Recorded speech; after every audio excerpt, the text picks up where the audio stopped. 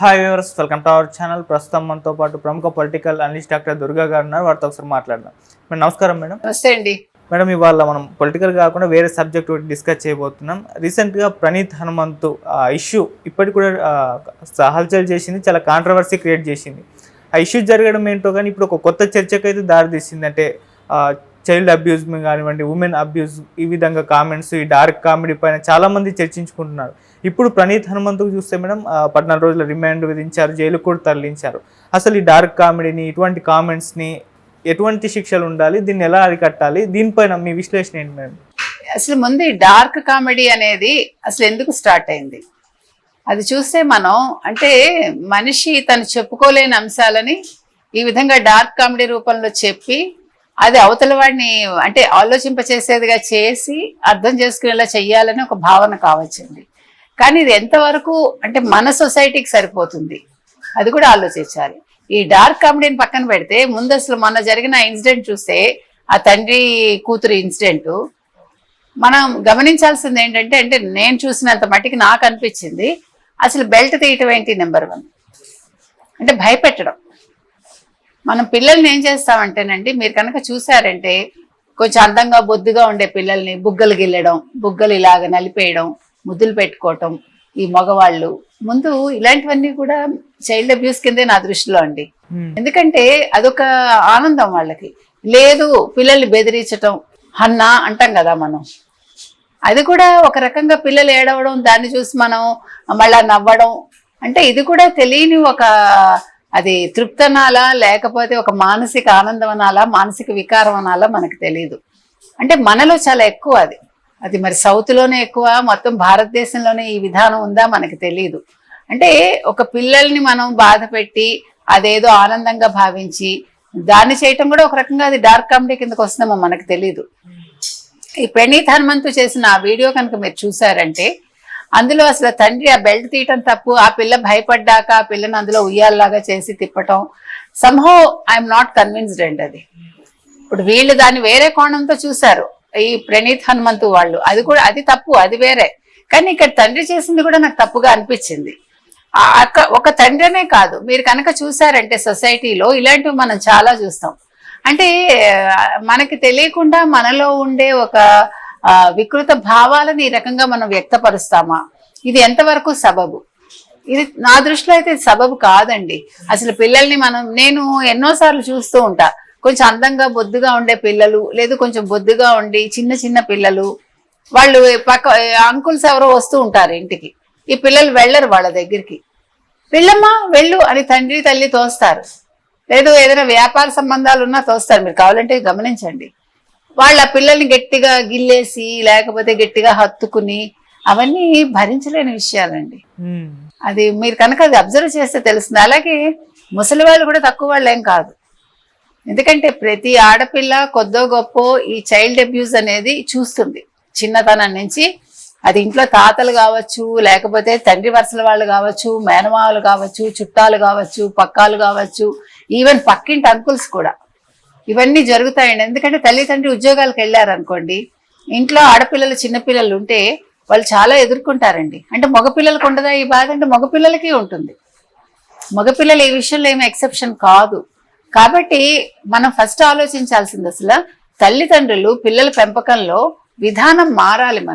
మనం భయపెట్టడం, లేకపోతే బలవంతంగా వాళ్ళని ఎందుకు వెళ్ళవు వెళ్ళు అని ఎవడైనా వచ్చినప్పుడు ఇంట్లో తొయ్యడం, ఇవన్నీ మానేయాలండి.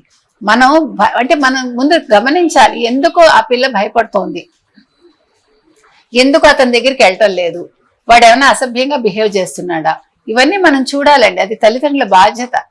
అది పడే వాళ్ళకి తెలిసింది. ఆ బాధ మీకు లైఫ్ లాంగ్ మిమ్మల్ని క్యారీ ఫార్వర్డ్ చేస్తుంది. ఆ పిల్ల కావచ్చు, పిల్లాడు కావచ్చు. వాళ్ళు రకరకాలుగా వాళ్ళని అబ్యూస్ చేయొచ్చు, రకరకాలుగా వాళ్ళని లైంగికంగా ఇబ్బంది పెట్టచ్చు. ఇవన్నీ కనిపించని అంశాలండి. కాబట్టి ఈ కోణాలన్నీ కూడా ప్రతి తల్లి తండ్రి అబ్జర్వ్ చేయాలండి. తండ్రులు కూడా వాళ్ళని బెదిరించడం, లేకపోతే బెల్ట్తో కొట్టడం, లేకపోతే అదేదో సంతోషం అనుకోవడం, లేకపోతే మనం హన్నా అని బెదిరిస్తాం పిల్లల్ని, లేకపోతే వాళ్ళ బుగ్గలు గిల్లుతాం, లేకపోతే వాళ్ళని గట్టిగా అరుస్తాం వాళ్ళ మీద. వాళ్ళు ఇలా హడిలిపోతారు చూడండి, పిల్లల బిక్క చచ్చినట్టు అయిపోవడం అంటాం. అయ్యాక మనం నవ్వుతా, నేను ఊరికే అన్నాను నిన్ను అంటాం మనం. అది కూడా తప్పే కదండి.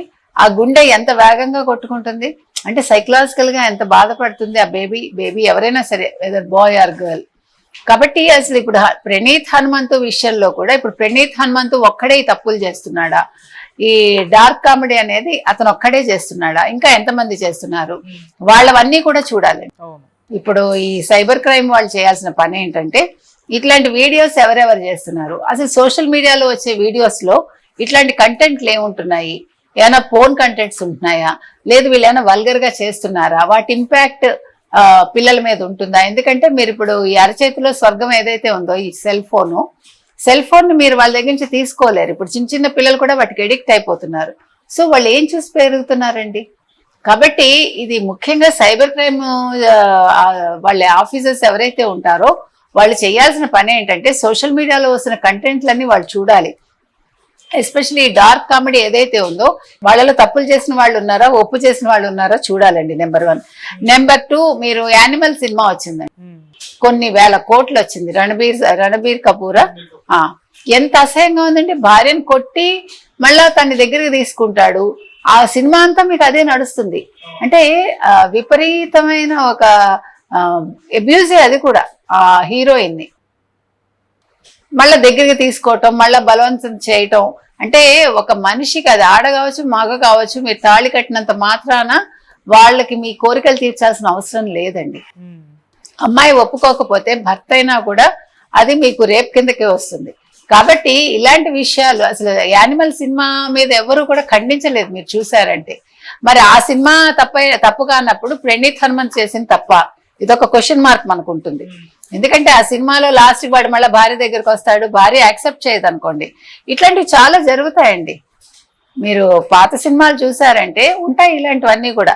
ఇప్పుడు వచ్చే యాక్చువల్గా మీకు కొత్త కొత్త డైరెక్టర్స్ కావచ్చు, లేకపోతే హీరోలు కావచ్చు, ఆ డైలాగ్స్ కావచ్చు, మరొకటి కావచ్చు, అవి కూడా అబ్యూజివ్ గానే ఉంటున్నాయి.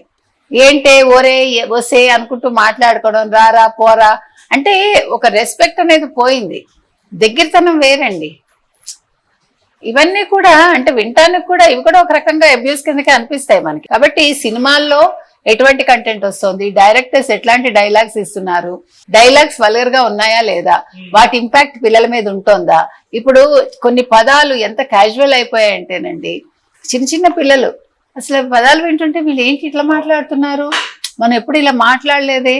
అసలు చిన్న తేడా వస్తే పెద్దలు కొట్టేవాళ్ళు, మీకు తెలిస్తే కనుకైతే. ఇప్పుడు జనరేషన్కి అది లేదండి.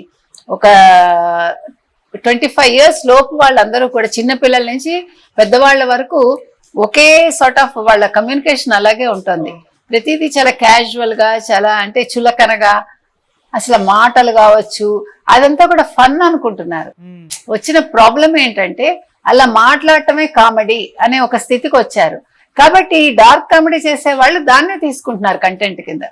ఇప్పుడు అక్కడ తండ్రి బెల్ట్ తీయటం ఎంత తప్పు, మీకు ఫస్ట్ థాట్ వేరే రకంగా పోతుంది. అది మీరు ఆ సీన్ కనుక చూసారంటే, అది ప్రణీత్ హనుమంతు అలా చేయటానికి కారణం కూడా అతను బెల్ట్ తీయటం అనేది తప్పు. నన్ను అడిగితే ఇతను మనం సమర్థించట్లేదు, ప్రణీత్ హనుమంతు చేసింది తప్పే 100%. ఎట్ ద సేమ్ టైం అట్లా చేయటానికి అవకాశం ఇస్తున్న ఇలాంటి వీడియోస్ కూడా చేయకూడదు. కాబట్టి ఇవన్నీ ఇంటర్లింక్డ్. ఇవన్నీ కూడా చూసుకుని ఇప్పుడు ప్రతి ఒక్కళ్ళు కూడా దీని మీద ఒక చర్చ పెట్టాలండి. ఇది చిన్న విషయం కాదు. ఈ డార్క్ కామెడీ చేయొచ్చా చేయకూడదా, దీనివల్ల వచ్చే మంచి చెడులు ఏంటి, ఎటువంటి శిక్షలు వేయాలి, ప్రణీత్ హనుమంతుని ఒక అరెస్ట్ చేసేస్తే ఈ సమస్యకి పరిష్కారం దొరుకుతుందా, అసలు ఉమ్మడి కుటుంబాల అవసరం ఉందా, ఇప్పుడు సింగిల్ పేరెంట్స్ లేకపోతే సింగిల్ చైల్డ్ లేదంటే చిన్న చిన్న ఇదేంటంటారు కుటుంబ అంటే ఒక పిల్లాడు లేదంటే తల్లి తండ్రి ఇట్లా నలుగురు ఉండడం, ఇట్లాగా వీటి వల్ల కూడా ఇట్లాంటివి జరుగుతున్నాయా అంటే ఒక అదుపు లేకపోవటం, ఒక పెద్దల కట్టడి లేకపోవటం, తర్వాత ఈ పోర్న్ వీడియోస్కి అలవాటు పడటం, లేదు ఇలాంటి సీన్స్ చూడటం. ఇప్పుడు ఒక సినిమా మన ఫ్యామిలీతో చూసి ఎంతకాలం అయిందండి, వెరీ ఫ్యూ మూవీస్ మన ఫ్యామిలీతో చూడగలం. ఆ పేరెంట్స్ తో కూర్చొని చూసే సినిమాలు రావట్లేదు. కాబట్టి ఈ సెన్సార్ కూడా అసలు వాళ్ళు ఎక్కడికి ఏ లోకానికి వెళ్ళిపోయారో మనకు తెలియదు. కాబట్టి ఇటు సోషల్ మీడియా మీద కూడా ఇటు సోషల్ మీడియా మీద కూడా నియంత్రణ కావాలి, అటు సినిమాల్లో కూడా వచ్చే డైలాగ్స్ కావచ్చు, ఆ సీన్స్ కావచ్చు, కంటెంట్ కావచ్చు, వాటి మీద కూడా ఇప్పుడు ఈ సెన్సార్ బోర్డు ఏదైతే ఉందో వాళ్ళు ఇంకా దృష్టి పెట్టాలండి. దీని మీద కేంద్రం కూడా దృష్టి పెట్టి సినిమాటోగ్రఫీ మినిస్టర్స్ కావచ్చు, కేంద్రానికి సంబంధించి కావచ్చు, వీళ్ళందరూ ఒక కమిటీ వేసి వీటిని ఎట్లా నిరోధించాలి అనే దాని మీద దృష్టి పెట్టాలండి. Right madam, thank you so much. Thank you.